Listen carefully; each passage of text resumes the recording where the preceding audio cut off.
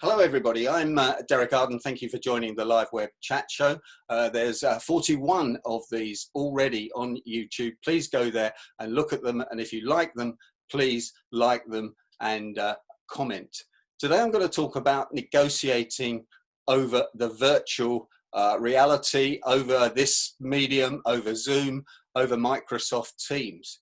Because I was on a webinar last week with contractors from all over the world, and that's what I was talking about. And they raised some questions which I hadn't even thought about, because I didn't see too much difference between negotiating face-to-face or negotiating over Zoom, as long as you did the right things. But as we know, most people, most of the time, don't do enough preparation. So I'm going to do this presentation standing up to you, just checking everything's working.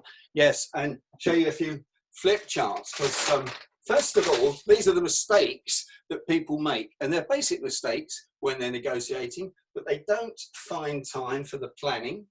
They don't find time to have a team on the negotiations, which is perfectly easy to do on Zoom. They don't have time to prepare an agenda or send it to the other party they're negotiating with and asking if there's anything to add onto the agenda, because you don't want any surprises. And if they come up with a surprise, then you can ask them why they didn't put it towards the agenda. Then they don't think about their best position, target position, walk away position that they want to achieve, and also what's their alternative position. So if they do walk away, what's the alternative? What happens? Do they have to make people redundant? Do they save resources? Can they go marketing instead of other things? And people have a huge opportunity to do some extras over the last 3 months, but often I found they haven't done that. Then we come to, they don't ask enough questions, they don't listen carefully, and they don't read the signals, the body language, etc.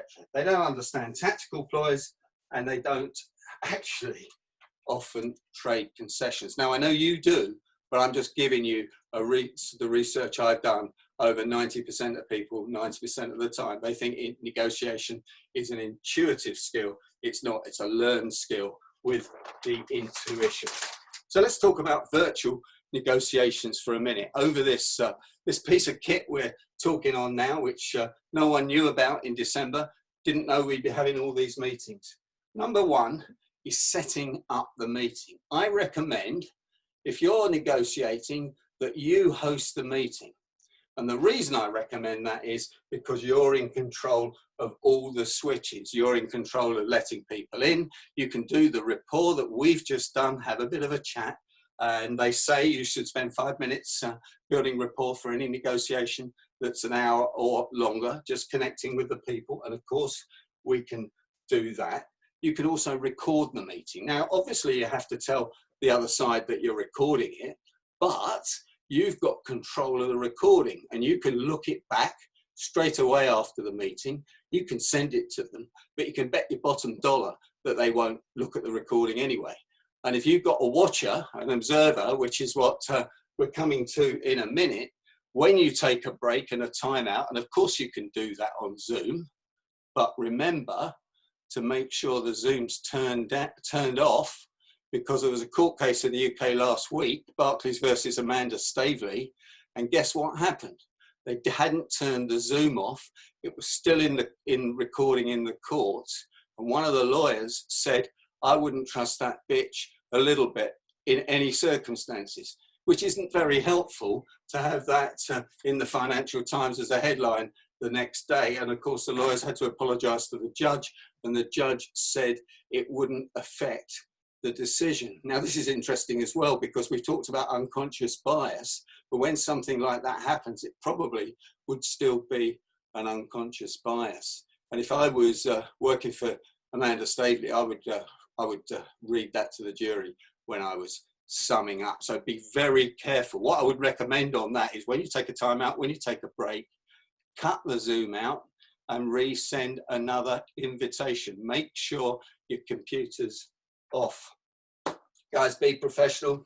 I put a white shirt on for you deliberately. People in their underpants and their pajamas or whatever goes on Zoom are not going to look professional. If you're doing something important, you're negotiating something important, you're presenting, you need to look good. My son said to me the other day, "Dad, isn't that old hat?" I said, "It's not old hat, because subliminally people are seeing somebody coming across as expensive, knowing what they're doing, etc., etc., etc. Dress for success." Number 4, take a time out, take a break. We always need to take a break in negotiations. 98% of people don't, I understand. Now, the reason you take a break is threefold. 1, gives you a chance to think. 2, to talk to your colleague who's been watching the body language. So when you've said, how much are you prepared to pay? Would you pay that? You won't necessarily see the body language which goes, yes, no, moving back or moving forward. You want your observer, that's their job, to do that. So you need to take a time out. You need to have chance for the body language. And I guarantee to anybody that comes on one of my masterclasses that if they take a time out before they reduce their position from best position, target position, walk away. Remember, you're always going to go, you can always come down in your pricing, but you can't go up. If they do that, they won't come down as much as they felt they had to if they'd been negotiating on their own. That happens time and time again. And one of my biggest jobs is when I'm coaching and mentoring somebody on a one-to-one negotiation that they are doing is to get them to stop, rethink. And I said, call me if you want to. Call me in the middle of the negotiation. Talk me through it, and I'll tell you what I think in the circumstances. Because generally, at that point, they're panicking about going down here and losing the deal, losing the sale, etc. Of course, having a flip chart is really powerful on Zoom, isn't it? As we saw with Steve Head, as I've seen here. I said to my client last week who I was talking to, I said, get a flip chart in the room, because you can put down everything that's been agreed as it's being agreed, and everybody can see it. No good writing on this, is it? They can't see that. They won't trust what you've written down that you've got by your side. Put it up there. So we've agreed X, we've agreed Y. This is fantastic. We're moving really close to getting a deal. Don't forget this.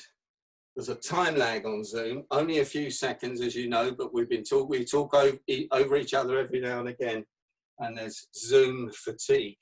It's all called Zoom, even if it's on Microsoft Teams now. It's becoming that word. So we get tired. Talking to the CEO of a company I've done a lot of work for, he was on a Zoom mediation last week that lasted 9 hours. 3 o'clock in the afternoon it started. The mediator was in San Francisco and it finished at midnight, and they didn't get a result. So again, he said, we had a few breaks, we had a few coffee breaks, but he said the mediator didn't know how to work the equipment. So the mediator was in control, but every time he tried to send people to breakout rooms, it didn't work and he couldn't get the right people. Luckily, we're all professionals. Luckily, we wouldn't do something like that. Luckily, we would rehearse. People seem surprised that every time I've interviewed someone, I've had I've had a rehearsal with them first to make sure it works, to talk about the questions we're going to ask and how we're going to handle it. Of course you would, but common sense isn't all that common. Then we come to negotiation tactics. Well, they're never going to change. Negotiating tactics are going to be used on Zoom just like they are in any other circumstances. And I'm not going to talk about tactics today. We can talk about those another day. But remember, there's just a few tactics like, wow, you're joking, Tim. At that price, you don't really expect me to do that. Oh, I've come over in a hot sweat with that offer. Crikey, we'd lose everything. My colleagues would go absolutely crazy, and I would lose all respectability if I even suggested to them that the Texans, that's the best offer they can do. Tim, you've got to do better than that for me, please. Or whatever that is. I say to people, you've got to act in a bit in tactics. Other people are going to act as well. And remember that one tactic at the United Nations that Khrushchev used, which is the biggest flinch you'd ever seen, when he took his shoe off and banged the table at the United Nations in the Cuban Missile Crisis.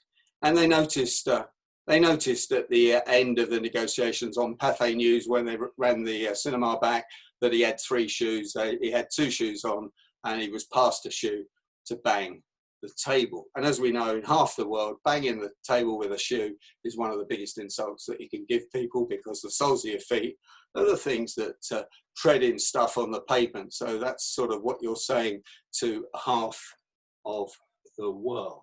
So set up, briefing, being professional, taking a time out, talking to your colleague on the phone who's somewhere else, making sure this is turned off, absolutely no mistakes, no room for error if this is a big negotiation. A flip chart in the room to record everything that's going on a piece of paper. And by the way, if you want, the quickest way for you to keep a record of this meeting is to take a photograph of that on your camera. Now, if you've got me in speaker view, do you know, I say when I'm training these days, I said, these things are fantastic. All you've got to do is take a picture of the flip charts round the room and you've got a whole set of notes. 25 people on a masterclass. How many people do you think actually do that at the end of the session rather than rushing out? Liam said 1. About 2, Liam. About 2. I can't believe it. Because this is we talked about psychology and triggers and anchors. This is a reminder, isn't it? An anchor to do all these things. And it's on your phone for life.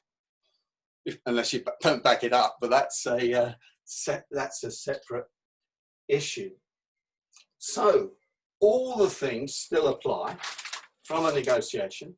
All the mistakes that people make. There's an 11-step process that's on YouTube that we did 3 weeks ago.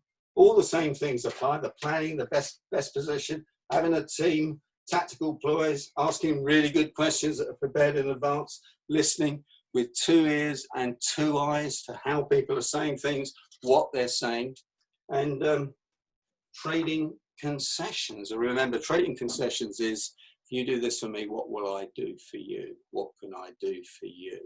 And there's always something the other people can do for you, whether it's a reference, whether it's the credit terms, there's always other things. We can't always think about those on the hoof. So before you trade concessions, before you move, it's a very, very, very good idea to take a time out and to stop and see exactly where you're coming from. Just letting this brain have a rest and thinking it through.